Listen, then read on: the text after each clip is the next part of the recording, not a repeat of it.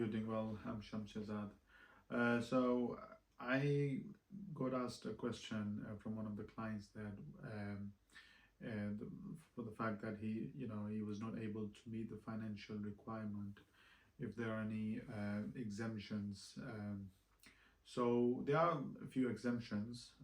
For example, um, if you want, if the sponsor wants to bring his spouse, and the sponsor is in receipt of certain benefits.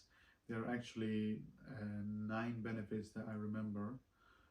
For example, the sponsor is in receipt of carer's allowance. For example, he's looking after someone and he's receiving carer's allowance. He must, of course, be able to prove that. Or he's disabled and is receiving disability living allowance, is called. Or there's another one called severe disability allowance. There's other form of benefits, like police injury pension, or there's 9 of them that I know on the top of my head. If he's in receipt, if the sponsor is in receipt of any of that, then the sponsor does not need to meet the financial requirement. That also is the case if the applicant is extending their stay and they're in receipt of these benefits.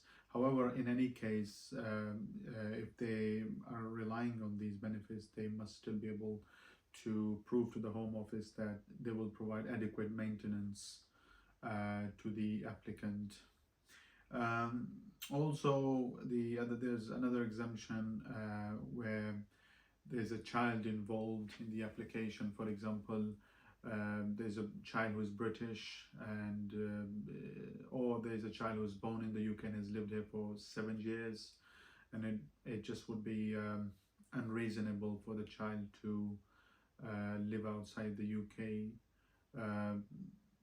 The applicant or the sponsor can rely on this fact, or it would just be very harsh and very it would create exceptional difficulties for the applicant and the sponsor if they were to live outside the UK. So they can rely on this as well, because if they were to be, live outside the UK, it would be somehow a breach of their human rights. In many cases, when a leave is granted in such cases, then it's kind of what we call discretionary grant, and mostly it's the applicant is then put on a 10-year route. So yeah, these are some of the exemptions that the applicant or their sponsor can rely.